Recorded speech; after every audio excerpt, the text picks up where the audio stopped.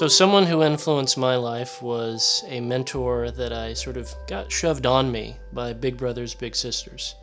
I grew up in the foster care system, and so I sort of lacked having a male role model in my life. And so one of my foster parents signed me up for Big Brothers Big Sisters. I'm like, this is going to be stupid and lame. And so this guy shows up in my house one day to hang out with me or whatever.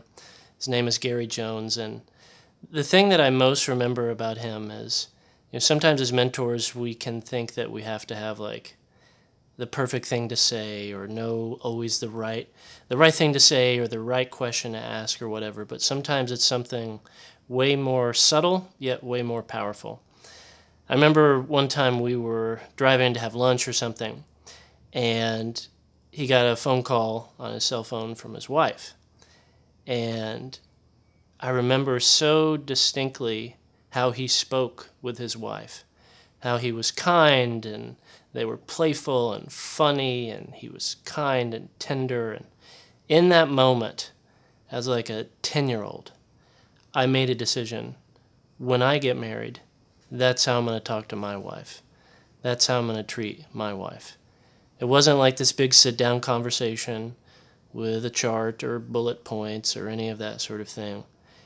And for me, that's just a reminder that, kids learn a little bit from what we say, a little more from what we do, but ultimately the most from who we are. When I think back on those lessons that my mentor, Gary, taught me, it wasn't just the things he said or just the things he did, but ultimately who he was. Those were the things I was constantly, silently taking notes on and incorporating in my life.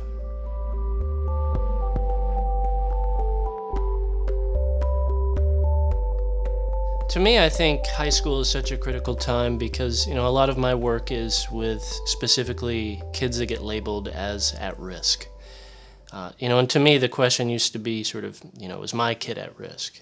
Now, to me, I think all of us live in a society that's at risk. I think every kid is one decision away from going down a road that they did not plan, they would not earnestly want or desire for themselves, and ultimately a road of regret.